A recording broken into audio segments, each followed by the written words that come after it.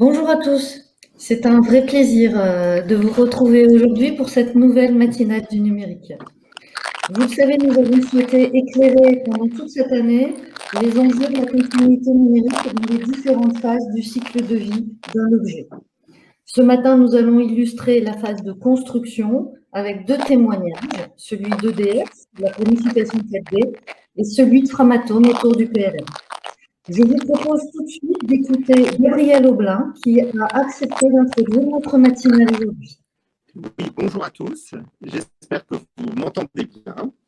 Je suis ravi d'être avec vous pour cette matinale du numérique et cette séquence autour de la continuité numérique en phase de construction des installations nucléaires, sujet au cœur des préoccupations du projet EPR2. Alors, vous savez que sur le projet EPR2 et plus largement en ce moment sur la filière des nouveaux réacteurs, on est en train de relever un challenge majeur autour de la construction, au déploiement des PLM plutôt de conception. On a engagé le développement de ces PLM de conception il y a maintenant plusieurs années. Ça bénéficie en particulier au sein d'EDF de ce qu'on appelle le programme Switch. On vise de pouvoir mettre en service la plateforme 3DX sur toutes les activités de conception en 2022. Cette étape franchie, qui est une étape importante, qui est peut-être aussi la plus complexe dans la définition de nos outils numériques, va être suivie d'une deuxième phase qui est plutôt autour du procurement, avec un enjeu majeur autour de l'entreprise étendue, de l'ouverture des services à l'ensemble de nos fournisseurs, à la mise au point des flux numériques entre les différentes entreprises collaborant sur le projet, mais aussi l'ouverture des outils de collaboration dans les maquettes, puisqu'on vise de pouvoir faire contribuer l'ensemble des entreprises intervenantes au chantier dans le maquette. Notre nouveau challenge, et c'est celui qui s'ouvre actuellement pour le projet, ça va être tout ce qu'on appelle le système d'information de chantier et tout ce qui est système d'information autour de la construction, de la coordination de nos activités sur le site. Et notre premier challenge sera d'être prêt pour construire 2 EPR à Penly. Alors, ça couvre des aspects assez différents. Ça couvre des aspects autour de la gestion du site, tout ce qui va être les systèmes de sécurité, d'accès, toute la logistique, les plans d'occupation des sols. Ça couvre des sujets autour du pilotage, du planning. Et puis, ça couvre des sujets autour du pilotage de la construction elle-même, l'ordonnancement, la gestion des points ouverts, etc. Notre engagement sur ce sujet est d'être prêt pour l'ouverture du site en 2023 et puis après de suivre l'accélération du chantier qui, lui, va se dérouler pour le premier jusqu'à 2035. La particularité de ce SI en phase construction, c'est qu'il est peut-être un peu moins compliqué dans la structuration des données, dans la complexité des données qu'on manipule par rapport au PLM de conception. En revanche, ce PLM, ce SI de chantier, c'est un défi majeur en termes d'entreprise étendue, puisque l'objectif va être de faire collaborer l'ensemble des contributeurs au chantier dans les mêmes outils, ou en tous les cas d'interconnecter les outils des uns et des autres. Et donc, ce SI de chantier est un défi majeur, j'allais dire, de collaboration. Et puis, c'est un défi majeur d'instantanéité, c'est-à-dire qu'il doit permettre de tenir à jour les données sur le chantier en temps réel, avec l'utilisation de terminaux qui peuvent être des terminaux déportés, qui peuvent être répartis sur le chantier, etc. Et donc, on a des défis en termes de gestion de toutes ces données, de leur synchronisation qui sont importants.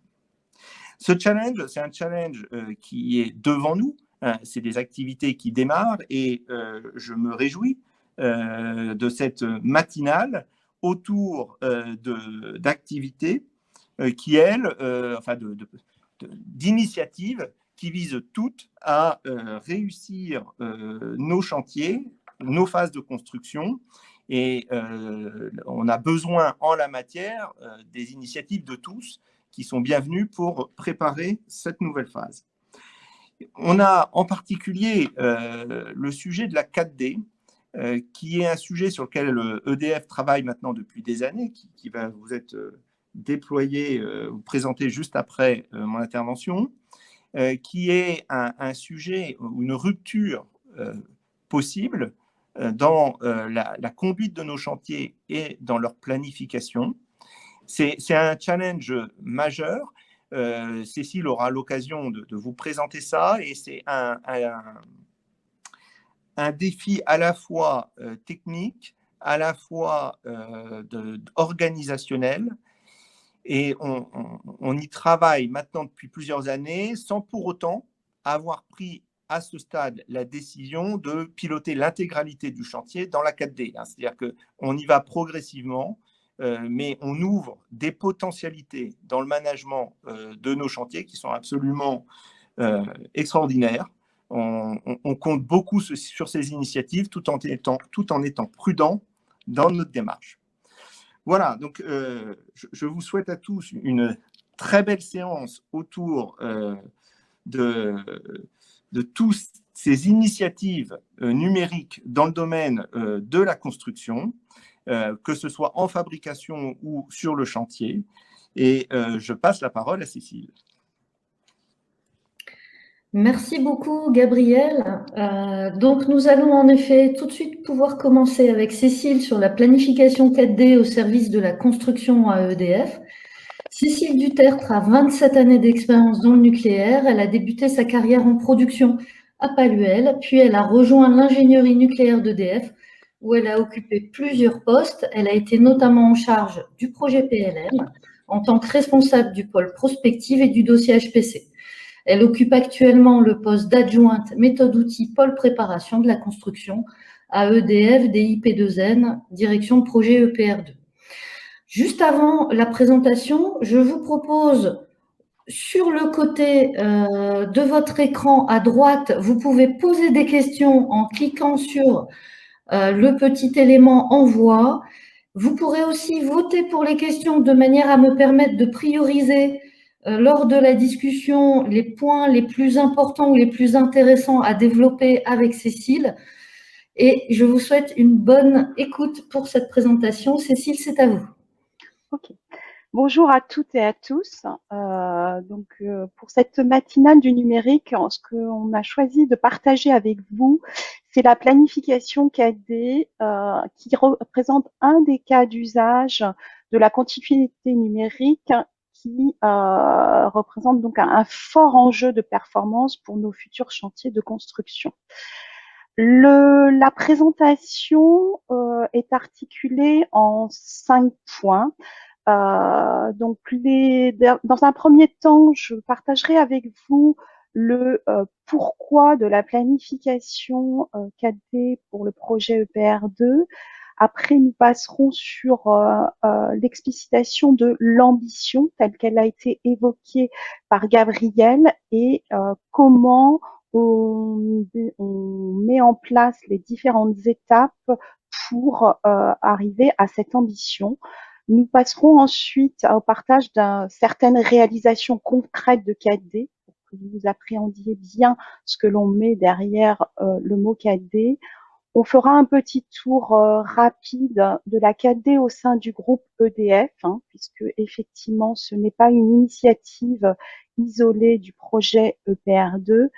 Et enfin, nous ferons un zoom sur les bénéfices et les points de vigilance de la planification 4D avant d'entamer la session de questions-réponses.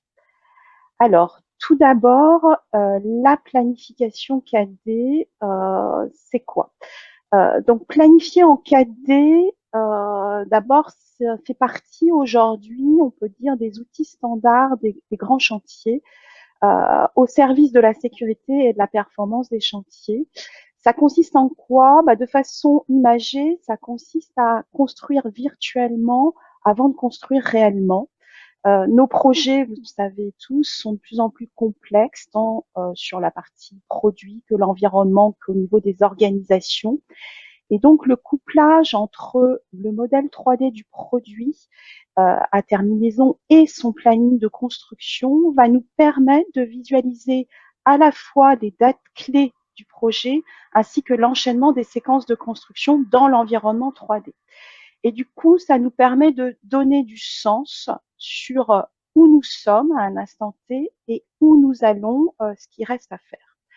Alors, de façon très opérationnelle, sur la partie droite de la slide, on a représenté les étapes les élémentaires de constitution d'une 4D. Alors, je ne vais pas toutes les passer en revue, mais peut-être faire un petit zoom sur les plus importantes. Il y a déjà une première étape qui est l'intégration des données 3D et des données de planning, à laquelle il faut rajouter aussi potentiellement des données de type 2D quand on n'a pas la 3D de disponible, et des données de type attributaire que l'on pourra notamment trouver, se sourcer dans le PLM qui a été évoqué par Gabriel.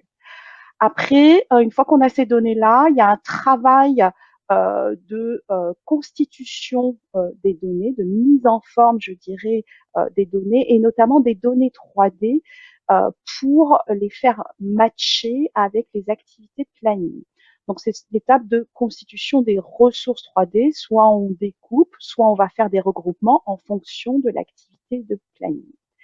Et enfin, une fois qu'on a relié ces éléments 3D avec les éléments de planning, eh bien, on va venir enrichir le planning et l'enrichir, alors soit en rajoutant des activités de planning directement dans l'outil 4D, soit aussi en rajoutant éventuellement des éléments temporaires 3D qui ne sont pas modélisés dans nos maquettes de design, mais des éléments qui vont être associés à des structures temporaires nécessaires à la construction, telles que les grues, les échafaudages, pas de façon systématique, mais vraiment de cibler sur ceux qui sont strictement requis. Alors, la planification 4D pour le projet EPR2, le pourquoi on investit dans la 4D. Sur cette slide-là, ce que l'on peut voir, c'est que clairement, la 4D va venir au service de 4 des 7 leviers d'optimisation principaux du projet EPR2.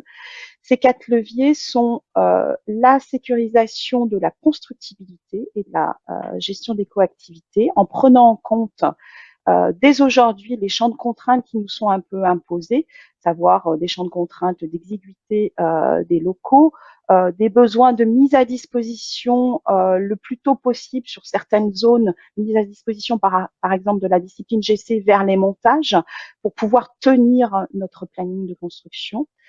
Ça permet aussi, ça vient en support à la valorisation de l'usage de la préfabrication et des modules pour tenir notre planning de construction et tout particulièrement la partie montage, mais aussi la partie GC.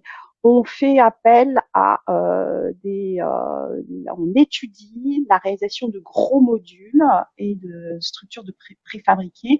Et grâce à la 4D, on vérifie que ces grosses structures vont être installables et qu'on pourra construire en toute sécurité.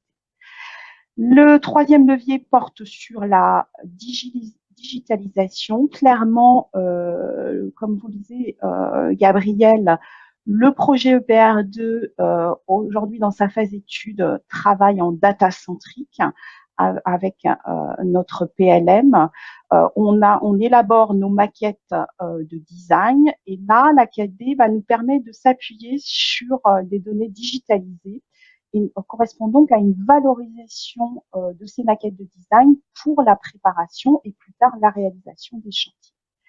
Et enfin, pas des moindres, la 4D est vraiment un outil collaboratif très puissant qui va venir en support du fonctionnement en entreprise étendue et qui permet de mobiliser tout un chacun, aussi bien les parties prenantes internes au projet que les parties prenantes ou industrielles.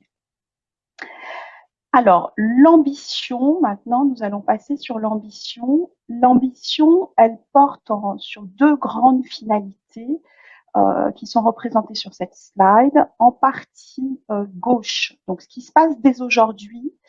Aujourd'hui, on utilise la 4D pour planifier la construction. Alors, planifier la construction, ça veut dire quoi? Ça veut dire que on fiabilise le planning de construction depuis les séquences d'aménagement du site, donc les travaux préparatoires, en passant par les séquences de génie civil, les séquences de montage électroméca, et on fait des focus spécifiques sur les interfaces clés entre ces différentes disciplines.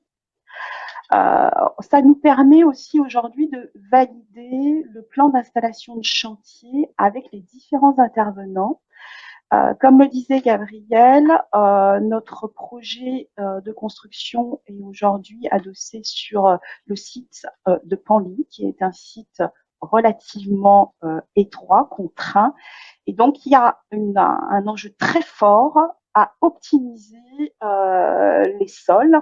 Et donc, via la 4D, on alloue au plus près des moments d'intervention, on va allouer les différentes zones d'installation des titulaires et zones qui leur sont nécessaires pour stocker le matériel préfabriqué en utilisant la 4D.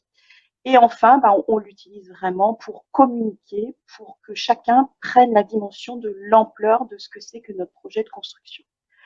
Notre deuxième finalité, qui débutera réellement dès les premiers travaux sur site, donc on est à l'horizon de fin 2023, début 2024, et qui ira jusqu'à la mise en service des tranches, ce sera d'optimiser l'exécution. Donc là, on travaille à un planning prévisionnel que l'on consolide au maximum, et quand on se rapprochera et on sera en phase de réalisation, eh bien, au plus près des interventions, on préparera les activités avec les différents intervenants, on partagera grâce à la 4D les travaux à exécuter sur les 6 mois à venir, et on se rapproche un pas de temps, 2 mois à venir et 3 semaines et 1 semaine, pour gérer au plus près les coactivités et préparer les logistiques.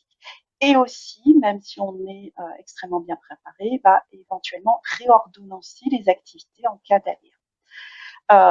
Ça nous permet de venir en support, notamment, on peut envisager des pré-job briefings pour s'assurer que d'un point de vue sécurité, on est OK, chacun a bien appréhendé sa zone de travail et est prêt et a compris les risques éventuels afférents à son intervention. Ce qu'on le vise aussi, c'est de maîtriser, d'avoir une meilleure maîtrise du réalisé en étant en lien direct avec le terrain. La 4D, là, nous permettrait de collecter in situ ce qui est fait, ce qui n'est pas fait.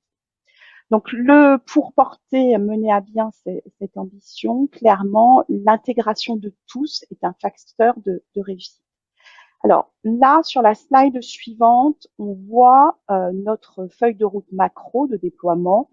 Clairement, on est dans une dynamique d'appropriation progressive de tous les intervenants. Comme on le disait en intro, c'est une affaire qui a débuté il y a maintenant environ 4 ans avec un petit cercle restreint où on a commencé par, comme on était à l'écoute en veille de ce qui se faisait à l'extérieur, on a mené une étude d'opportunité, fait quelques démonstrateurs. Les résultats étaient plutôt positifs, donc on s'est dit on continue. On a commencé par des premières 4D de façon très ponctuelle, toujours des résultats positifs, donc décision de poursuite. On a commencé à cette époque-là, en 2019, à travailler sur plus les méthodes, méthode de travail, quels sont les cas d'usage, qu'est-ce que l'on veut démontrer et du coup, quel mode opératoire on doit mettre en œuvre. Et on a aussi commencé à réfléchir aux exigences fonctionnelles et techniques de l'outil 4D parce que le choix de l'outil va aussi quelque part un peu conditionner les cas d'usage possibles. Donc on s'est dit il faut faire un choix d'outil pour pouvoir aller plus loin et plus en détail. Donc en 2020, on est sur une génération progressive des 4D. On a mis en place un contrat logiciel avec un intégrateur, j'en parlerai un peu plus tard. Et on a, au fil et à mesure de ces années, embarqué nos industriels, dans un premier temps les génies civilistes qui étaient sur le plateau et qui spontanément ont proposé de travailler sur la 4D. Et aujourd'hui, des travaux qui se font avec notre bureau des méthodes montage mécanique. 2021 est une année assez clé pour la 4D puisque nous serons dans un point d'étape de déploiement, point d'étape dans lequel on va on fait aujourd'hui, on a passé, je dirais, la vitesse supérieure. On est en train de réaliser en 4D, en full 4D, si je peux m'exprimer ainsi, tout le bâtiment réacteur, donc partie génie civil et partie montage mécanique. On réalise les parties GC de l'îlot nucléaire et du CIBOP. Et on poursuit la réalisation du plan d'installation de chantier depuis l'ouverture du site jusqu'à pose du dos. L'objectif étant de tester le travail collaboratif, de tester les performances techniques, donc la scalabilité de l'approche. Sur la slide suivante, on parle outils. Donc, on a retenu une solution logicielle outil. Clairement, nous, la 4D, on le considère comme un outil de management de projet qui nous permet de réaliser des séquences de planning, qui nous permet d'analyser plusieurs scénarios et de faire les choix, et qui nous permettra de comparer le prévisionnel avec le réalisé. Donc, on a voulu que cet outil-là soit le plus interopérable possible avec les formats 3D. Donc, vous avez sur cette slide le panel de format 3D et qui soit aussi interopérable avec les formats de planning, là, à l'import et l'export, puisque on est dans une dynamique de aujourd'hui prendre des séquences dans un planning dont le master reste aujourd'hui, le planning de projet reste sous Primavera P6, et on prend les séquences sous P6, on les travaille dans la 4D et on les réimporte sous P6. Voilà. Donc je vais passer maintenant aux réalisations que nous avons menées. Un exemple, alors deux exemples, un exemple sous forme de vidéo et un exemple sous forme de slide. Donc là, on va vous présenter, c'est un rendu de 4D, donc sous forme de vidéo. On aurait très bien pu le faire en étant directement dans l'outil, qui va montrer la séquence de construction des deux tranches EPR2 sur le site de Panly. Notre objectif pour cette 4D, on est parti d'un planning de niveau 3, notre planning de niveau 3, et on l'a remonté à un niveau plus macro, un planning de niveau 2, et on voulait consolider un certain nombre d'hypothèses, de grandes hypothèses, la séquence de préfab lourde des structures GC du bâtiment réacteur, et on le verra sur la vidéo, et les interfaces principales entre les différentes disciplines et les tranches. Alors, vous allez voir, je vais la faire dérouler. On a représenté, donc vous verrez en orange sur la partie basse, on est quand les structures apparaissent en orange, c'est qu'elles sont en phase de construction de GC. Quand elles reviennent en gris, c'est il n'y a pas d'activité. On passe après en montage, on est en bleu, et après on est en vert pour la phase d'essai. Alors, je ne sais pas comment je vais sur la vidéo. Excusez-moi. Ok, c'est parti. Donc, on se place, excusez-moi, un peu avant le J0, hein, le moment où le J0 correspondant au coulage de rallier de premiers bétons. On voit là les structures de GC qui se construisent. Et sur la partie haute, vous avez en plateforme intermédiaire la réalisation des structures de l'enceinte, du liner de l'enceinte, avec la pose de la bassine qui s'est fait sur la tranche 1, la partie droite. On passe le premier rondeau. Vous avez vu arriver des colis de préfab des piscines du bâtiment combustible. On passe le deuxième rondeau et on voit que la construction du génie civil sur la tranche 2 a débuté. On continue l'élaboration de l'enceinte du liner sur la tranche 1 et là on a posé la bassine sur la tranche 2. Et on voit que l'on a concomitance des activités de GC sur les deux tranches et de montage en même temps sur tranche 1 et tranche 2. La pose du dôme sur la tranche 1, on continue les grosses structures de génie civil sur la tranche 2.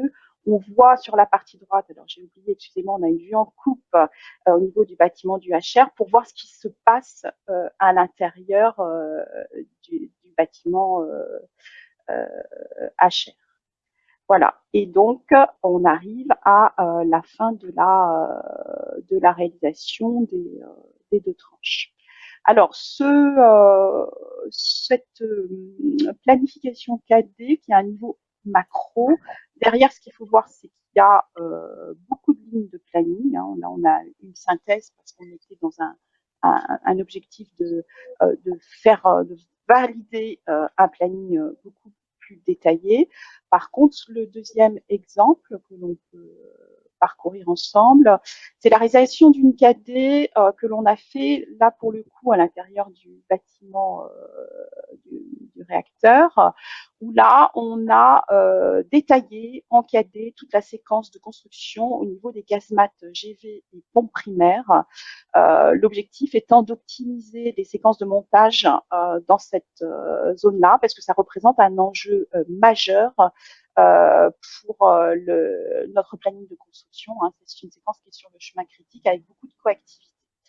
Alors, la réalisation de ces 4D, elle s'est faite comment? Nos planificateurs ont organisé un certain nombre d'ateliers avec les métiers de construction, avec les métiers installateurs, avec le titulaire des parties primaires, avec la logistique de chantier, et on est venu progressivement déclasher, on va dire, consolider toutes les séquences de construction sur cette zone-là, via une analyse très fine de la coactivité au droit des casemates. Ça nous, de façon très pratico-pratique, là, je vous ai mis un certain nombre de snapshots de la planification 4D, donc c'est directement sorti de l'outil. Ce que l'on voit, c'est qu'on a géré notamment le stockage de grosses pièces, hein, telles que les amortisseurs pompes primaires et GV. On a été obligé à certains endroits d'intégrer des échafaudages. On ne le fera pas de façon systématique, mais dans ces zones contraintes, ça avait du sens. On voit sur la partie du bas milieu que l'on a aussi modélisé les modules ARE et leur stockage. Voilà. Alors, comment on embarque les titulaires nos titulaires aujourd'hui, nos futurs titulaires, donc via le bureau des méthodes montage mécanique qui est présent sur le plateau PR. Notre méthode est challengée par ses partenaires. Nos partenaires là ont pour objectif de proposer des concepts de préfabrication, modules, skid, et ces concepts-là, une fois qu'ils sont proposés, on décide ou non, on prend la décision de les intégrer dans le planning. Et cette prise de décision, elle peut passer par la réalisation d'une 4D pour consolider la faisabilité de l'intégration. Et donc là, on mène des ateliers avec les industriels pour voir si les concepts passent.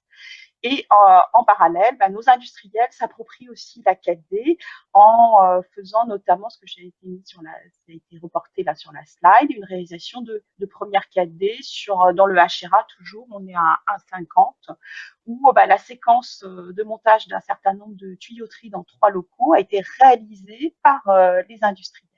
Donc on est au début, début, dans une phase d'appropriation, et clairement, il faut aller plus loin, instruire, à savoir exactement comment cette réalisation 4D s'inscrit dans le processus, je dirais, plus classique qui est propre à nos titulaires. Alors après, je vais passer très rapidement sur la 4D au sein du groupe EDF avec deux exemples. La 4D est utilisée, a été utilisée dans le cadre du projet Grand Carénage. Là, l'exemple qui est remonté par nos collaborateurs de la DIDE, c'est la réalisation de 4D dans l'espace entre-enceinte Flamanville 1-2 et ça a été aussi déployé pour Belleville. L'enjeu, c'était 6 dossiers de modif dans un espace extrêmement contraint dans lequel on n'a pas l'habitude d'aller, sur un créneau de maintenance extrêmement limité, maintenu par le projet d'arrêt de tranche, avec plus de 10 personnes, 10 entreprises, excusez-moi, à coordonner. Donc, ce qui a été fait, c'est que on a pris le planning de chacune des entreprises. Ça a été intégré par l'équipe d'arrêt de la DIDE. Et après, ça a été travaillé parce qu'on s'est aperçu que quand on a intégré le tout, on ne respectait absolument pas le champ de contraintes posé par le chef d'arrêt. Et donc, il y a eu un certain nombre d'ateliers qui a fait qu'on a revu les coactivités, les problèmes de sécurité ont été revus par les différents intervenants et proposé une nouvelle séquence. La slide suivante fait un petit zoom très très rapide sur le projet Hinkley Point C. L'AKD sur Hinkley Point C est utilisé sur plusieurs cas d'usage. Je vous en ai mis deux ramenés par nos collègues. Le planning de construction du projet est à terminaison et rentré dans la 4D. Donc, vous voyez en haut à droite la visualisation. Donc, c'est mis à jour de façon mensuelle et vous avez un pas de temps. C'est sorti de façon mensuelle avec un pas de temps sur le planning à terminaison, fourniture des planches sur tous les mois à venir. C'est aussi utilisé pour la préparation des séquences de construction, montage électroméca, où là, on part de la maquette 3D du detail design, donc un niveau D2, sur laquelle, à partir de cette maquette 3D, on réalise des séquences types dans l'outil 4D. Et ces séquences types sont challengées avec les différents représentants de l'Alliance LIH pour affiner au plus près la séquence de construction. Alors, je vais en terminer sur une synthèse sur les bénéfices et les points de vigilance. Alors, les bénéfices, vous avez bien compris, je pense, au fil de la présentation. Clairement, ça dérisque la planification 4D, elle dérisque le projet grâce à l'élaboration progressive d'un planning de construction plus robuste. Ça nous permet aujourd'hui d'ancrer les besoins de construction très tôt dans le projet.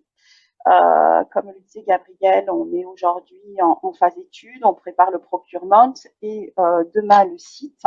Grâce à la 4D, toute l'équipe prépare construction est présente et permet de faire challenger aux équipes d'études, de bien faire comprendre ce sera quoi le projet de construction.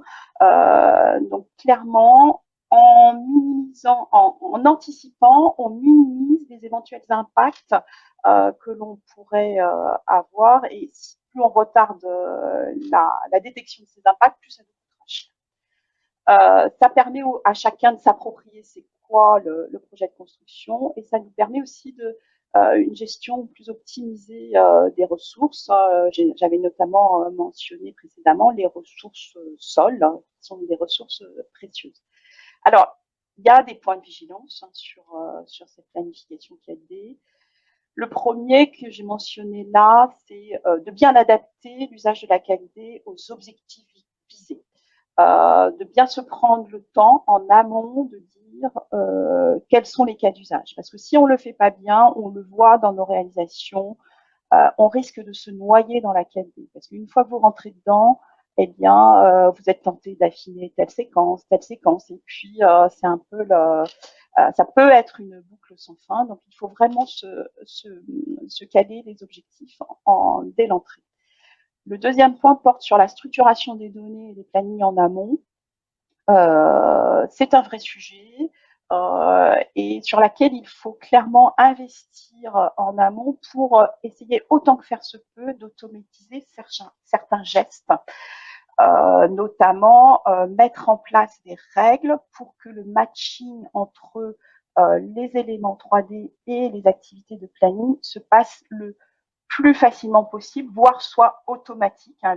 L'outil le permet, si tant est qu'on ait renseigné les bonnes identifiants, les bonnes clés qui permettent de faire ce mapping. Au travers de ça, il y a aussi le besoin d'avoir une maquette 3D qui soit adaptée aux méthodes de construction. Clairement, aujourd'hui, on est sur des maquettes qui sont des maquettes de design, d'études, qui ne reflètent pas pour certaines disciplines le comment on va construire. Donc, il y a un travail de transfert sur les maquettes 3D à faire pour passer du design à la construction. L'autre point porte sur l'interfaçage entre plusieurs technologies.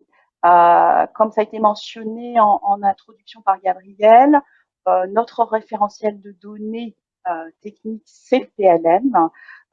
Donc, c'est dans ce PLM que l'on trouvera toutes les cartes d'identité, la carte d'identité associée à tout notre produit à construire. Donc, ça veut dire qu'il faut qu'on se source des bonnes informations. Donc, il y aura un maillage à penser avec le PLM, à penser avec les maquettes et à penser avec l'outil de planning. Et puis, de bien prendre en compte aussi le fait que toutes nos données, et notamment nos données 3D, eh bien, elles évoluent dans le temps. Donc, il faut être en capacité de gérer les mises à jour de ces données. Et le dernier point qui porte sur une autre dimension, c'est d'avoir une accessibilité de la 4D pour tous. Parce que si ça reste l'affaire de 2-3 initiés, on aura raté notre ambition. Et l'accessibilité, ça passe par mettre à disposition la 4D à tous ceux qui en ont besoin. Donc, ça veut dire mettre à disposition de ceux qui réalisent et mettre à disposition aussi de ceux qui ont besoin de cette 4D pour visualiser, pour comprendre. Donc, ça veut dire, c'était aussi un des critères de choix d'outils, avoir une version en viewer qui soit disponible pour les différentes parties de management et décideurs. Et l'accessibilité, donc, elle passe par, pour ceux qui réalisent, on est dans une évolution de métier. Aujourd'hui, on a pris le parti de faire réaliser par les planificateurs construction.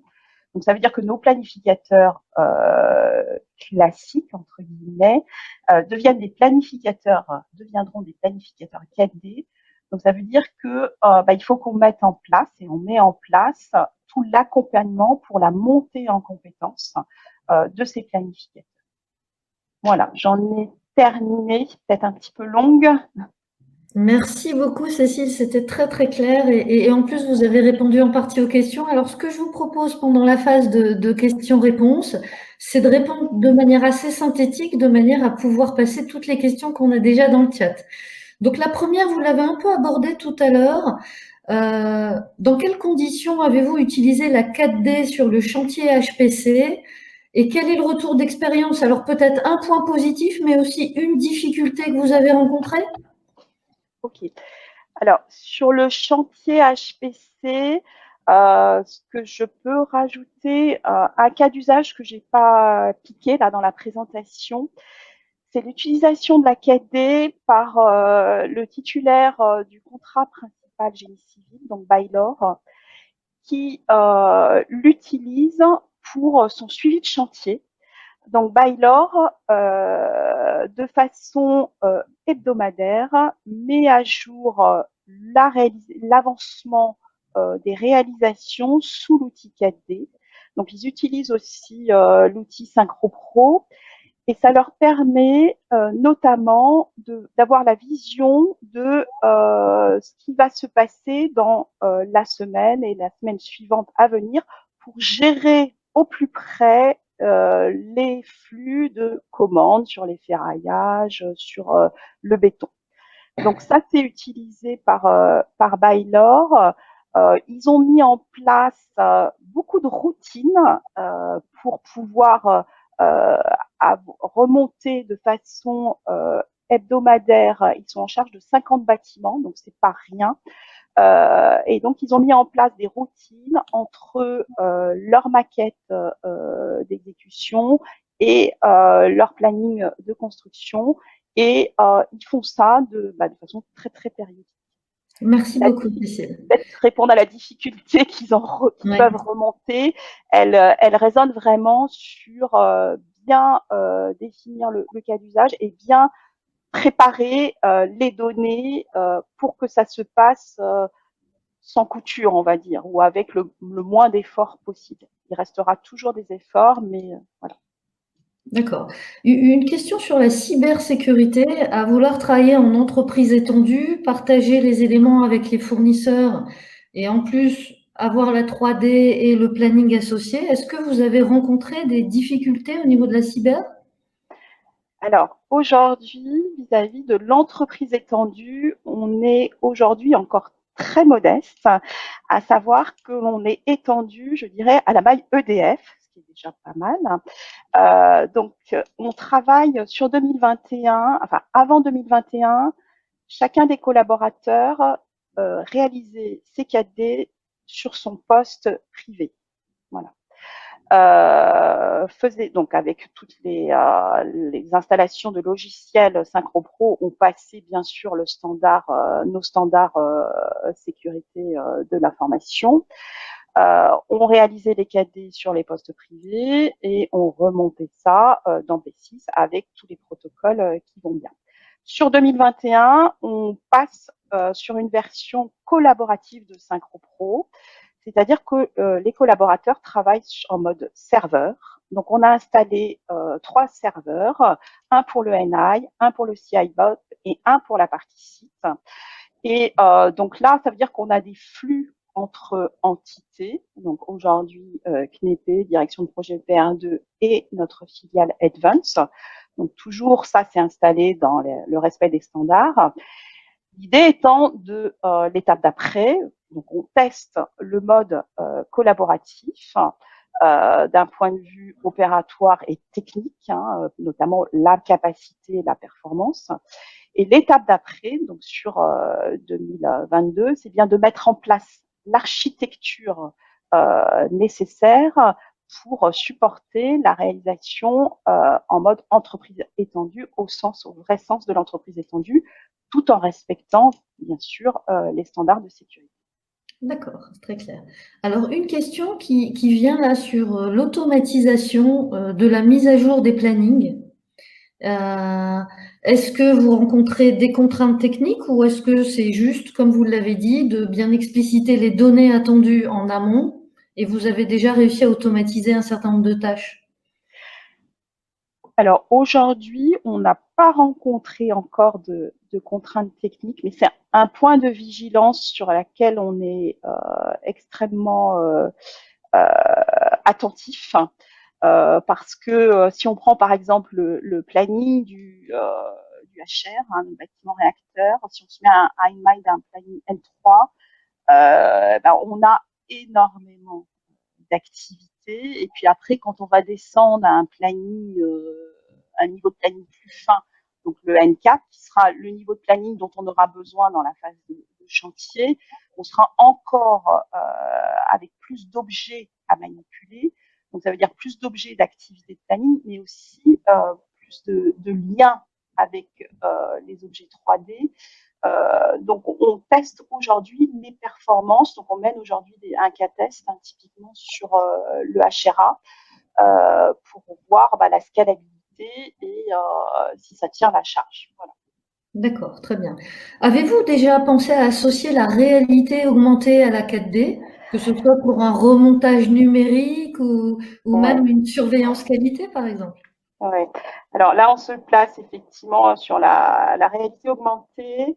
On avait approché l'éditeur du logiciel Synchro Pro, là, qui à l'époque était la société Synchro, mais ça a été racheté par Bentley. Et Bentley travaille sur une version en réalité augmentée. Donc il y a clairement un gisement de valeur. Donc on est en veille là-dessus. Clairement, aujourd'hui on est en veille. On voit bien que les cas d'usage seront plus dans la phase de préparation au plus près du chantier. On le sent comme ça, pour répéter notamment des séquences de construction qui pourraient être, enfin, qui sont très euh, contraintes dans le temps et donc peuvent nous permettre de mieux appréhender l'environnement. Voilà. Mais aujourd'hui, on ne travaille pas de façon opérationnelle sur ce sujet-là. On l'a en veille, mais ce n'est pas notre cœur d'activité. Prochaine étape. Oui, on a pas mal de questions sur l'impact, déjà sur la gestion de la donnée entre PLM, maquette 3D et le planning, mais aussi sur l'interface et l'impact pour vos fournisseurs et vos partenaires. Ok. Donc le maillage entre toutes ces données, aujourd'hui, encore une fois, de façon très transparente, on vient se sourcer dans la maquette 3D qui est produite par nos équipes de layout, d'installation. Donc on vient récupérer, nos équipes construction viennent récupérer de façon périodique les différentes versions de maquettes validées qui sont poussées par les équipes d'install. Donc aujourd'hui, on ne passe pas par le PLM. On est dans une phase transitoire. Et en termes de planning, eh bien, on vient se sourcer sur notre master de planning de construction, donc il y a une référence unique, validée. On travaille dans la 4D et on réinjecte les éventuelles évolutions de planning dans notre master P6. Demain, l'enjeu va être de se raccrocher à notre PLM qui est le référentiel de données uniques, donc qui va gérer toutes les données de type 1D, mais aussi les données de type 3D. Il y a un lien, un couplage très fort entre le PLM et la maquette 3D, un couplage qui existe aujourd'hui, mais qui est fait de manière asynchrone aujourd'hui. Mais l'idée, c'est bien que ce soit poussé de façon synchrone. Et donc, on viendra se sourcer, pour le planning 4D, on viendra se sourcer dans le PLM. Donc, il y a tout un travail d'identification des données, donc le modèle de données dont on a besoin pour réaliser nos cas d'usage 4D, qui est à mener pour pouvoir récupérer l'information dans le PLM. D'accord. Il y avait une deuxième partie à la question, mais j'ai oublié, excusez-moi. Non, ah oui, comment on embarque les titulaires. Voilà, c'est ça. C'est important. Voilà. Dans la feuille de route, ce que j'ai mentionné, c'est qu'on a déjà rédigé un jeu d'exigences contractuelles. Donc aujourd'hui, on est en phase de processus contractuel avec trois gros segments qui sont le génie civil principal, la chaudière et le groupe turbo-alternateur. Et sur ces contrats-là, eh bien, on a déjà posé un certain nombre d'exigences 4D qui portent sur ce que l'on attend de nos futurs titulaires en termes de fourniture de 4D, comment la périodicité, comment comment ils auront accès à la plateforme 4D dite collaborative, les exigences sur un certain nombre d'exigences sur la fourniture des modèles 3D, sur la qualité des données. Donc, on a posé un premier set d'exigences que l'on revoit via des ateliers avec les différents compétiteurs et qui nous permet d'affiner ces exigences, parce que la difficulté, c'est que on est en pleine progression sur la 4D, on n'a pas tout ficelé, mais en même temps, on est dans le processus contractuel. Donc, ça veut dire qu'on a mis des exigences, on a une vingtaine d'exigences, hein, ça fait l'objet d'une spec dédiée sur laquelle nos leaders nous répondent et sur laquelle on échange sur les capacités et comment on y va ensemble. D'accord. Et juste pour finir, et comme ça répondra aussi aux dernières questions, et ce sera la dernière pour cette présentation. Quel est l'investissement nécessaire de vos partenaires s'ils souhaitaient aller dans cette démarche 4D en termes de compétences, de ressources humaines ou d'investissement financier? Alors là-dessus, les éléments de réponse que je peux apporter, c'est par rapport au REX que nous on a et aussi du REX d'autres industriels. Ce que je n'ai pas dit, c'est qu'on s'est focalisé là vraiment sur EDF, mais la 4D est aussi utilisée par d'autres industries du secteur de l'énergie et notamment Technip, qui a une grande expérience de la planification 4D. Et nous, on a fait des estimations au regard de ce qu'on a pu déjà réaliser et c'est corroboré avec les chiffres que nous remontent d'autres industriels. Il y a un coût d'entrée, ça c'est indéniable, hein, puisque effectivement, il faut préparer les données, il faut monter en compétences, parce qu'un planificateur n'a pas forcément une appétence pour la 3D, et il faut quand même être un petit peu à l'aise avec la 3D. Donc nous, on a estimé de l'ordre de 20% en termes de surcoût, on va dire, par rapport à une réalisation de planification classique. Donc on estime à ça pour le début. Ça veut dire donc la en phase préparatoire. Après, au regard de toute la montée en compétences qu'il y aura eu côté EDF et aussi côté titulaire et la volonté d'automatiser au maximum, on estime que ça descendra au début de réalisation de chantier à 10% et après ça devrait, si ça fonctionne bien, devenir entre guillemets du normal business. Très bien. Merci beaucoup, Cécile. C'était vraiment très intéressant. Il y a encore beaucoup de questions, mais on va devoir passer à la deuxième présentation. Encore un grand merci pour le contenu et la pédagogie de la présentation. Ce que je vous propose tout de suite, c'est de passer donc à la deuxième présentation, le PLM Framatome au service de la conformité et de la standardisation de ses produits. Donc, on invite Pascal Lucas. Pascal Lucas a 31 ans d'expérience donc dans le secteur du nucléaire. Il a travaillé plusieurs années au sein du ministère des Armées dans le domaine des sous-marins, puis à la direction des applications militaires du CEA en tant que directeur de programme de la propulsion nucléaire. Pascal Lucas est depuis 2020 le directeur de la standardisation et des programmes à Framatome. Et aussi Éric Perrottet, qui a plus de 15 ans d'expérience dans le secteur nucléaire. Il a occupé plusieurs postes chez Areva, notamment responsable des PLM des business units, puis AS manager des business units, DTI, Large Project, et enfin la responsabilité d'un certain nombre d'applications business. Il est en charge depuis 2018 du projet PLM de Framatome dans un département standardisation et programme corporate process, système d'engineering et product standardisation. Je vous propose, comme tout à l'heure, de poser vos questions dès le début de la présentation si vous en avez. Et maintenant, pendant 20 minutes, on va écouter Éric et Pascal. Merci à tous. Est-ce que vous voyez la présentation? Est-ce que vous nous entendez? Très bien. Pascal? Oui, donc bonjour à tous. Je vais introduire rapidement la présentation d'Éric sur le PLM. Avant, ce que je voudrais préciser un peu le contexte dans lequel ce projet PLM s'inscrit chez Framatome. Donc Framatome a entrepris une profonde transformation de son organisation, de ses méthodes de travail.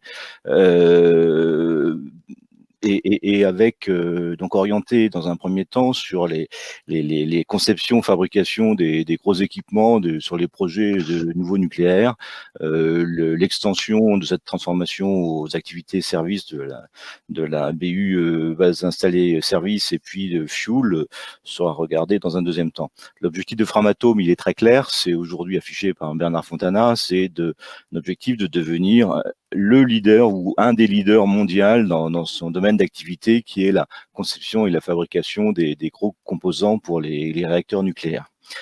Cette transformation, elle a un fil directeur qui est la standardisation. Cette standardisation, naturellement, elle s'inscrit dans la continuité du plan Excel piloté par EDF pour l'ensemble de la filière nucléaire. Et donc, tout ce qui est mis en place aujourd'hui au sein de Framatome vise en fait à s'inscrire dans cette transformation et cet objectif de filière nucléaire. Le PLM de Framatome, c'est un PLM, au-delà de la responsabilité que souhaite avoir Framatome en termes de concepteur de chaudieristes, en fait, pour garantir le bon fonctionnement des chaudières nucléaires. Le PLM de Framatome, c'est avant tout un PLM de fabricant. Fabricant des gros composants, cuves, générateurs de vapeur, pressuriseurs, les branches, les pompes et autres. Et en fait, il va, comme va le montrer Eric, et ce PLM va couvrir l'ensemble de cycles d'activité de Framatome, partant de la spécification de besoins que nous recevons d'EDF et allant jusqu'à la fabrication et la démonstration de la conformité de l'équipement fabriqué par rapport aux spécifications, aux exigences qui s'appliquent.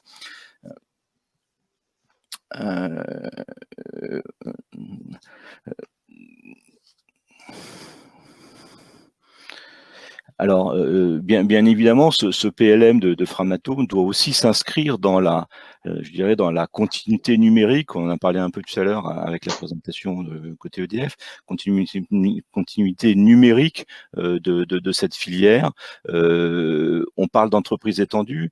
La notion d'entreprise étendue, pour moi, elle peut se traduire de deux façons. Soit effectivement, EDF met à disposition de ses prestataires, de ses partenaires, les outils et les gens viennent travailler dans les outils d'EDF, soit chaque partenaire a ses propres outils et on va travailler sur la mise en place de passerelles de façon à échanger les données qui vont bien de façon automatique, de façon numérique, les données entre EDF et Framatome pour ce qui nous concerne, ce qui nous permet en particulier de pouvoir récupérer de façon un peu automatique demain les exigences, les requirements des principaux équipements et de rendre compte à notre client Framatome de ce qu'on a fait en montrant comment on répond bien à ces exigences.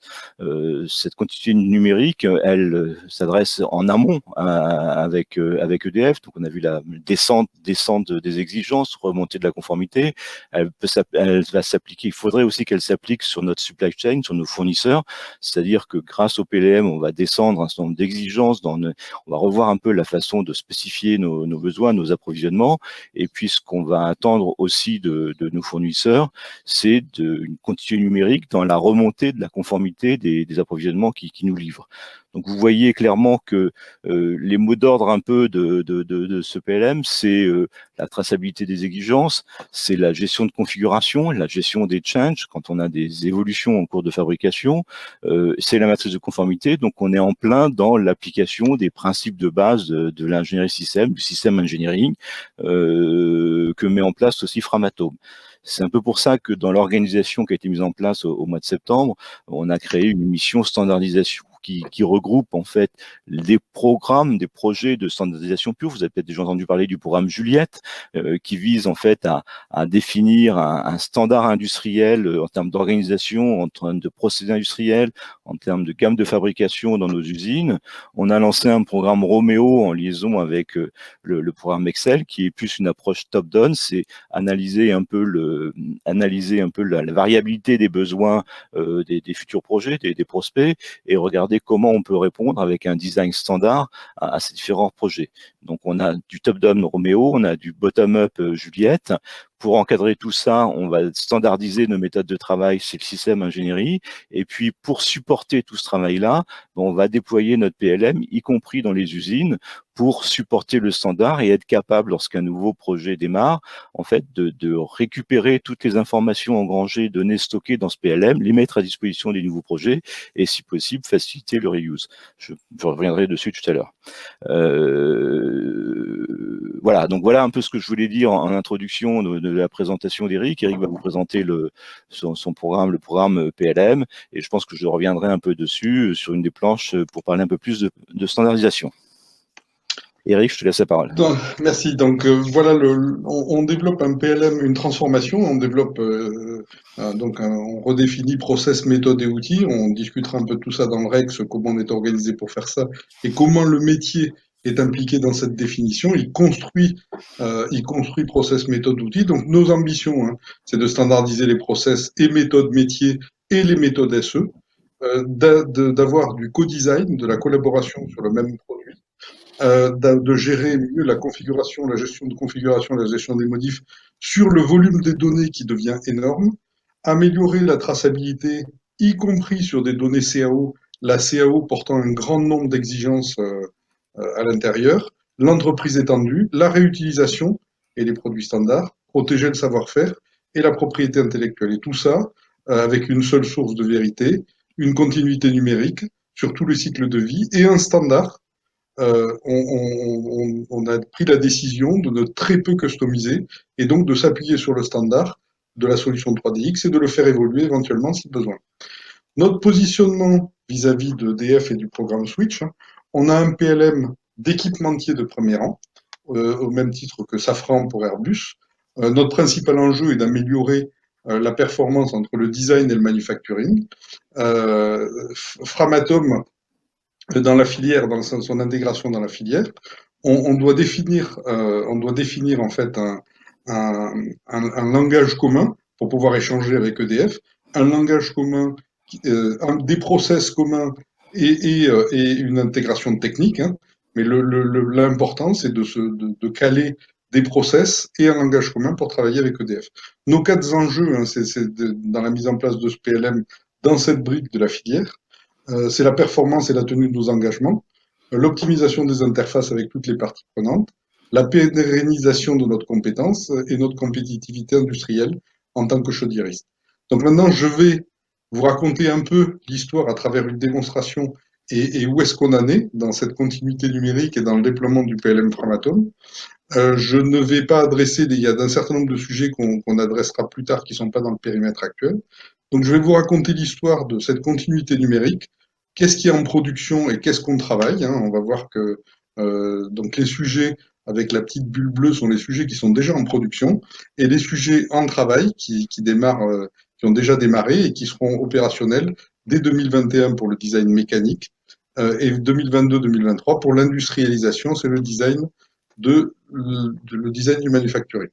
Donc on reçoit les cahiers des charges du client. Il se trouve que EDF, dans le cas de PR2, a ces données qui sont très structurées. On n'a pas encore une interface vers le PLM version 2 d'EDF, hein, 3DX. Donc, mais par contre, on reçoit des données très structurées qui sont issues de son PLM version 1. Et on va voir que ça nous permet, malgré un travail sur un transfert de documents, d'avoir une continuité de numérique dès le début. La première étape que je vais vous montrer, c'est l'analyse fonctionnelle externe, c'est répondre au client, au cahier des charges du client, en produisant un document qui s'appelle la SRS, System Requirement Specification, qui va dire au client, ben voilà les besoins que vous nous avez donnés, voilà comment on va les traduire en exigences, voilà quel système, quelle fonction ou quelle interface on va les allouer, voilà ce qu'on saura faire comme vous nous l'avez demandé, voilà ce qu'on va faire, qu'on vous propose de faire différemment.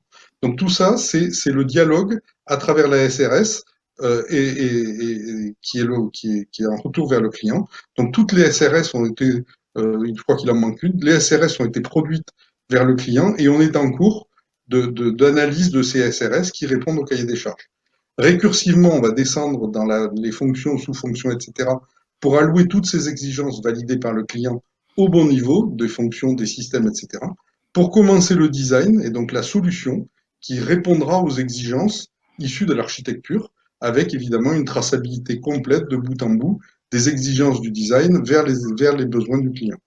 Et l'étape d'après, c'est l'industrialisation, c'est-à-dire la conception de la fabrication, et avec déclinaison des exigences nécessaires aux bons équipements, et uniquement celles nécessaires aux bons équipements, pour après fabriquer et remonter les preuves pour chaque objet fabriqué, pour être capable de constituer le rapport de fin de fabrication à transmettre au client.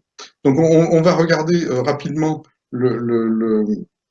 la descente du cycle. Donc on reçoit un cahier des charges du client très structuré, ce qui nous permet déjà d'initialiser une continuité numérique vers les exigences du client. Donc on reçoit un document, mais il est tellement structuré qu'on est capable de l'analyser et de l'importer dans le système Framatome.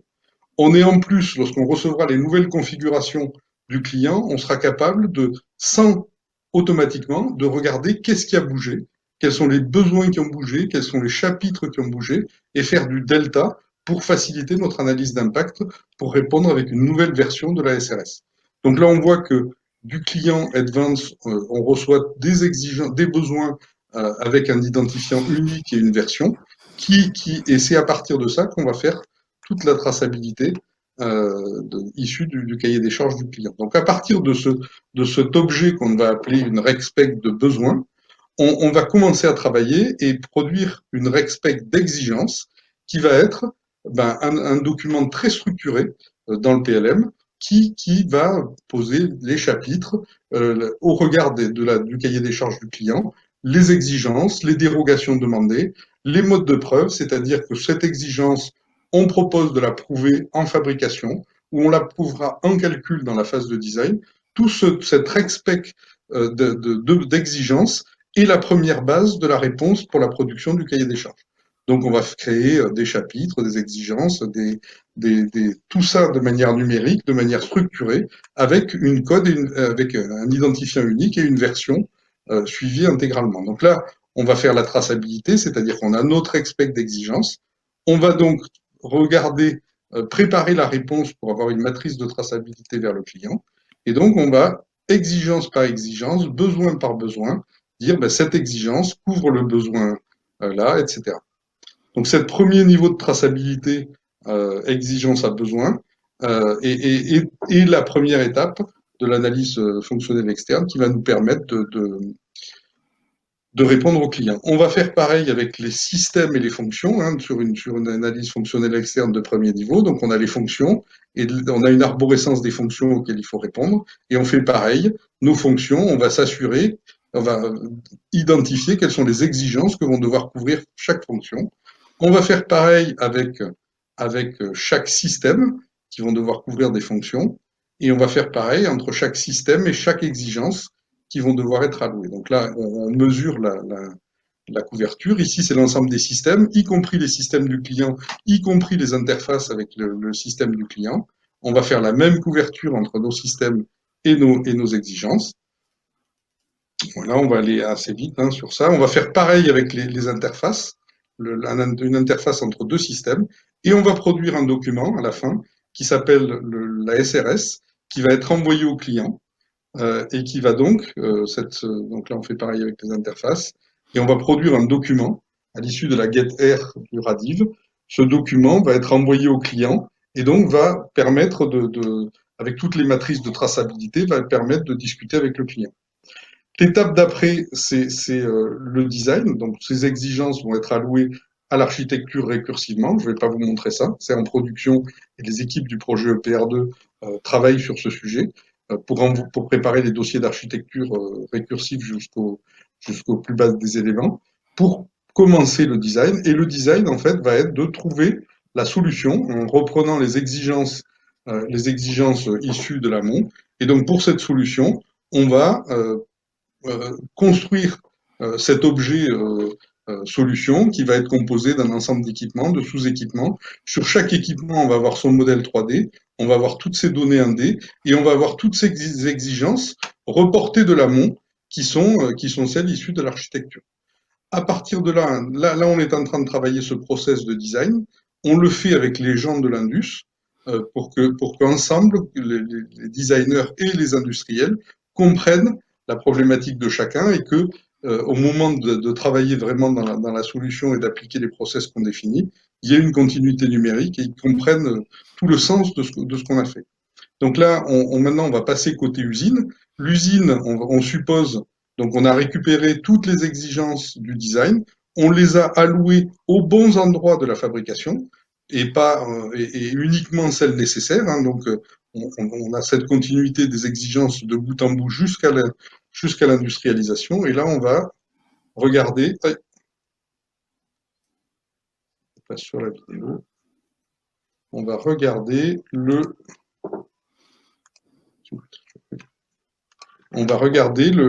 qu'est-ce qui se passe quand ça arrive à l'usine. Et l'usine doit faire, là on part d'une virole. Donc une virole, on aura une configuration, imaginons l'utilisateur part d'une configuration donnée, du design, et de cette configuration, il a la virole.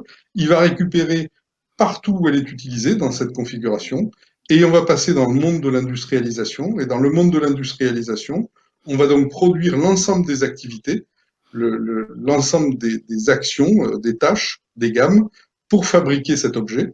Et donc, on va pouvoir identifier, le bureau des méthodes va identifier toutes les actions. Ici, c'est la virole cible, ici, c'est la virole approvisionnée brute. Et on va identifier toutes les actions de contrôle, les outillages, les ressources, et faire porter toutes les exigences issues de l'amont aux bons endroits sur une ressource, sur un outillage, donc la déclinaison de l'amont est faite via sur cette structure d'activités qui sont les gammes de fabrication. On a un autre point de vue qu'on va regarder de ce produit, donc de ces activités, c'est la MBOM, c'est la structure de tous les objets fabriqués, de tous les intermédiaires de fabrication. Cette structure-là va aussi porter les exigences. Donc là, c'est un autre point de vue que celui qu'on vient de voir. On va porter l'ensemble des exigences.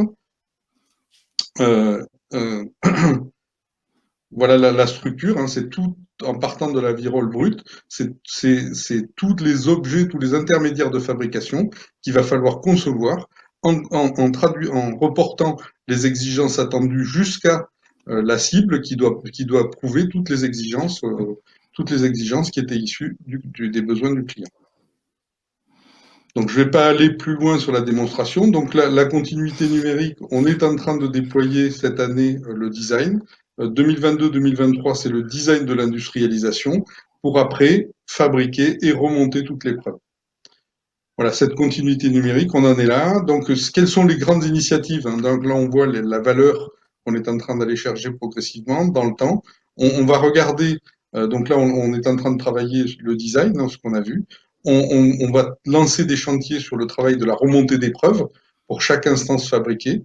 On va travailler sur l'intégration des PLM EDF, hein, dans le système d'info EDF. Donc, toujours pareil, process, méthode, outil, avec EDF, et contrat aussi, parce qu'on va passer d'un contrat documentaire à un contrat data. Donc, il y aura des impacts et il faut bien les tracer dans le contrat. L'intégration avec les fournisseurs, dans un premier temps, on va certainement passer par des données structurées et pas documentaires, et on attendra des réponses sur ces données structurées. Donc là, on est en train de travailler avec les équipes achats et les équipes système engineering. On verra plus tard l'intégration dans le PLM.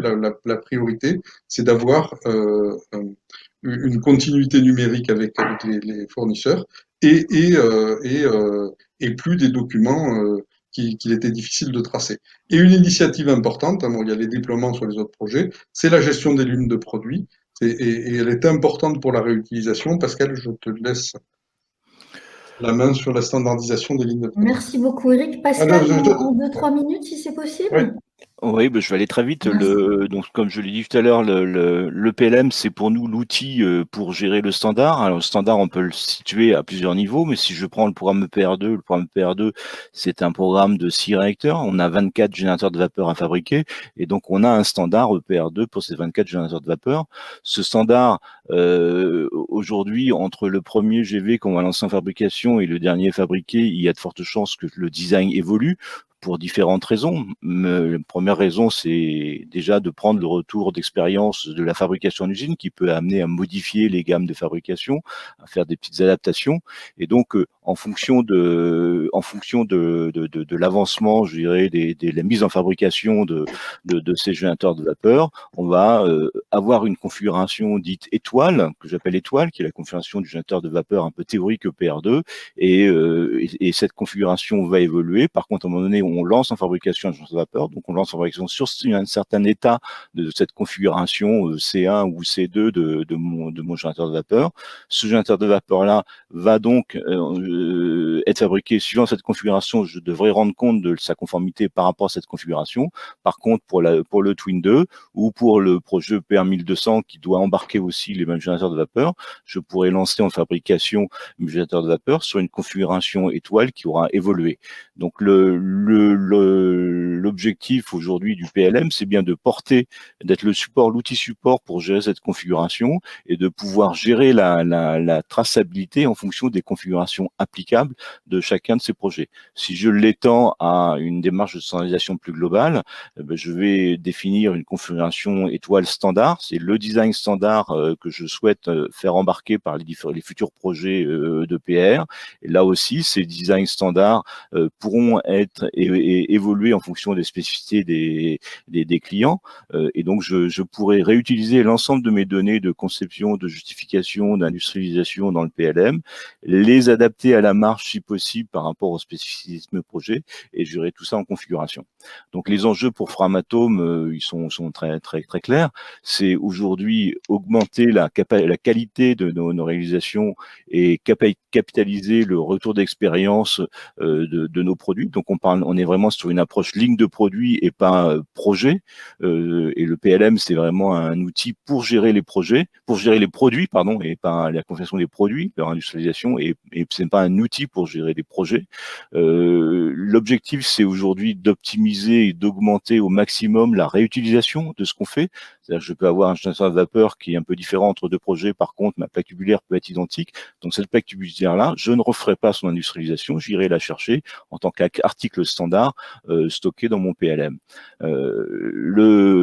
En faisant ça, on facilite, on améliore le reuse, on réduit les délais, les reprises d'ingénierie, d'études, et donc naturellement, on va gagner en compétitivité parce qu'on va gagner en délai d'exécution de nos projets. D'autant plus qu'on va fabriquer des produits qui sont déjà dérisqués parce que normalement, on les a déjà fabriqués, on a toute la supply chain qui est organisée, toute l'industrialisation qui est déjà réalisée. Et puis ensuite, cette approche de standardisation, c'est aussi un objectif de maintenir le savoir-faire de l'entreprise dans la capitalisation des données et l'historisation des données. Pour arriver à se mettre en place cette démarche de standardisation, un des facteurs de succès, bien évidemment, c'est de travailler avec EDF en amont pour avoir une standardisation du besoin, une standardisation de la façon dont ce besoin est spécifié. Eric vous a présenté les requirements, les exigences, la numérotation. Il est clair qu'il faut que pour tous les projets à venir, le format des exigences soit conservé, soit le même, et si possible, le contenu de ces exigences soit identique, ou qu'on puisse à la marge identifier les écarts. Et puis, vis-à-vis de nos fournisseurs, j'ai parlé de l'organisation de la supply chain. Notre objectif aussi, c'est d'avoir une standardisation de cette supply chain, de ces approvisionnements, de façon à ce que tous les intérêts et les bénéfices qu'on attend, nous, côté Framatome, de cette standardisation, puissent aussi être applicables pour nos fournisseurs. Voilà ce que je voulais dire. Voilà. Merci beaucoup Eric et Pascal, c'était très clair. Alors, il nous reste quelques minutes, je vais poser quelques questions. Je vous propose d'être synthétique dans les réponses parce qu'il y en a beaucoup. Alors, la première, c'est vous présenter une approche top-down de la conception avec un cascading des contraintes jusqu'au produit à fabriquer. Comment prenez-vous en compte la faisabilité des exigences et les remarques que vous proposeront, par exemple, vos fournisseurs ou un fabricant d'équipement? Tu veux répondre, Pascal Je veux bien essayer de répondre. Quand on est dans une démarche de standardisation, ce que je dis, c'est on standardise un produit qui est dérisqué. Ça veut dire que si possible, un produit qu'on a déjà fabriqué. Et donc, notre objectif, c'est bien que ce cascading des exigences, c'est avoir un dialogue en amont avec notre client qui aujourd'hui est essentiellement EDF, que ce soit en programme national ou export. Donc un dialogue vraiment pour regarder comment notre design standard s'applique éventuellement de façon enveloppe aux spécificités de chacun des projets. Et donc, en fait, on est plus, c'est un changement total de mentalité. On va pas adapter au juste besoin le produit qu'on va fabriquer. On va répondre par un produit qui va va englober en fait les exigences spécifiées. Vis-à-vis des fournisseurs, il est clair que si c'est un standard que j'ai déjà qualifié, j'ai normalement déjà intégré, travaillé avec mes fournisseurs pour pouvoir intégrer leurs exigences et éventuellement avoir le retour de leur retour à eux pour modifier ou adapter nos exigences. Et ça, c'est tout le travail du retour d'expérience qui malheureusement est peut-être insuffisant aujourd'hui, qu'il faut qu'on mette en place. C'est un peu en fait l'objectif du programme Juliette que l'on a au sein de la standardisation. D'accord. Peut-être un complément de réponse. Pardon, Eric. Un complément de réponse. Hein.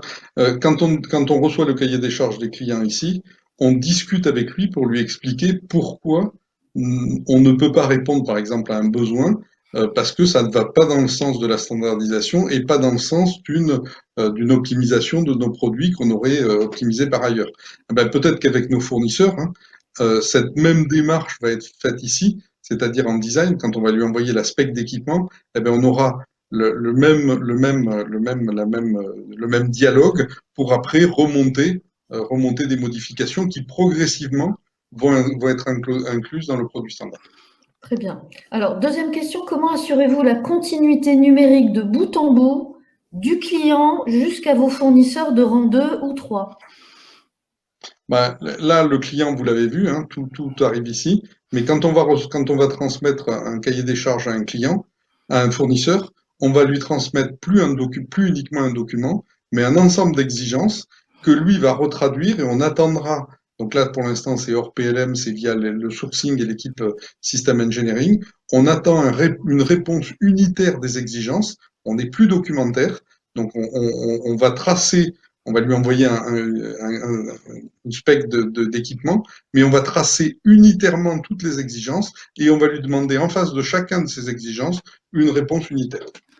Quand et comment sera prouvée cette exigence? La continuité numérique, elle peut être en fonction des enjeux, de la sophistication de ce qu'on approvisionne. Elle peut être effectivement via des outils. Si notre fournisseur il a un PLM, si lui a un PLM, il faudra qu'on travaille à mettre en place éventuellement des passerelles entre ces outils.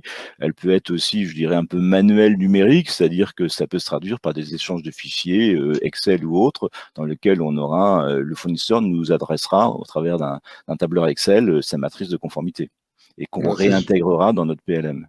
C'est ce sujet-là qu'on va travailler à partir de maintenant. D'accord. Au moment du déploiement du PLM, comment avez-vous intégré, on va dire, l'équipe PLM avec toutes vos équipes d'ingénierie système? Est-ce que ce sont les mêmes équipes? Est-ce que c'est une équipe qui a été mise en place en parallèle? Comment vous êtes-vous organisé? Alors, on a dans l'organisation, on a constitué une équipe programme avec les métiers, avec les équipes système engineering et avec l'équipe programme complète, hein, une équipe programme intégrée, où on redéfinit process, méthode, outils, mais les métiers qui redéfinissent process, méthode, outils et qui montent en maturité progressivement, les équipes système engineering, les équipes méthode et les équipes programme l'aident à graver via cette construction, ils vont graver dans leur ADN cette transformation et c'est eux qui iront la porter. Donc la réponse est on est en équipe intégrée, métier, programme PLM et équipe méthode. Ce qu'on peut dire, c'est que le déploiement de PLM se fait au travers de plateformes, en particulier le projet EPR2 et la plateforme pour les équipements mécaniques. Et donc, on utilise ce projet pour définir et mieux adapter les process méthodes. Et donc, les équipes EPR2 sont directement impliquées de design, d'industrialisation d'usine maintenant, sont directement impliquées dans le déploiement du PLM. Ce n'est pas pour autant qu'on fait le PLM du projet EPR2, on fait le PLM de Framatome pour la conception et la fabrication, l'industrialisation de fabrication des équipements, des gros équipements mécaniques nucléaires. Très clair. Alors, une dernière question que j'ai reçue par WhatsApp, mais ça marche aussi. Quelles sont les solutions d'infrastructure, notamment pour travailler soit sur des plateaux d'ingénierie différents, dans des zones géographiques différentes, soit pour travailler en usine, en entreprise étendue, vous avez dû mettre en place? Donc, solutions d'infrastructure, d'IT, cybersécurité. Alors sur la partie Framatome, on on est en train de passer en classification C2, c'est la plus haute avant le secret défense, le secret. Donc, on est en train de passer la plateforme d'Inframatome à ce niveau de sécurité. Donc, d'Inframatome, ben, c'est 3DX qui nous offre cette possibilité de regrouper toutes les ingénieries de différents sites via des mécanismes d'optimisation de transfert de données et via la sécurisation des données. Donc, on n'a qu'une seule solution d'Inframatome. Pour l'intégration avec le fournisseur, les clients, ben, on attend les recommandations et les exigences d'EDF pour s'intégrer avec son système, puisqu'on va avoir à dialoguer avec le système EDF. Et pour les fournisseurs, on est en train de travailler, comme le font les fournisseurs de rang 2 et de rang 3 avec dans l'automobile ou dans l'industrie avionique. Certains sont intégrés, d'autres échangent via un langage commun de données. Tout ça, c'est ce qu'on attaque maintenant. Je voudrais profiter pour faire passer un message vers EDF. Aujourd'hui, EDF déploie des outils informatiques digitaux. Nous en déployons côté Framatome. Je pense qu'il y a d'autres acteurs de la filière qui en développent aussi. Nous avons absolument besoin que notre chef de filière définisse avec nous sa vision stratégique de qu'est-ce qu'on va faire maintenant de tous ces outils digitaux. Et il faut absolument que l'on fasse ensemble. Tant qu'il n'est pas encore trop tard, de façon à pouvoir définir les passerelles qui vont bien entre ces différents outils, ne communiquer, n'échanger que les informations qui sont nécessaires à chacun. Et si on le fait pas très rapidement, le danger c'est que, en fait, on parte vers une direction qui soit demain incompatible entre elles. Donc c'est un message que j'essaie de faire porter au plus haut niveau côté de l'organisation EDF chez Monsieur Tessarif. J'en ai encore parlé tout à l'heure. Une question et je pense que ça s'applique à l'ensemble des acteurs de la filière, quoi. Non, mais c'est clair. Merci beaucoup pour cette précision. Allez, je vais prendre une dernière question pour ne pas faire trop de frustrés. Une question qui revient un peu sur ce qu'on a dit tout à l'heure, c'est-à-dire si, à cause de la standardisation, vous ne répondez pas à une exigence spécifique d'un de vos clients, comment allez-vous accepter d'adapter votre standard? Avez-vous identifié ce qui vraiment ne pouvait pas changer de ce qui pouvait s'adapter aux exigences?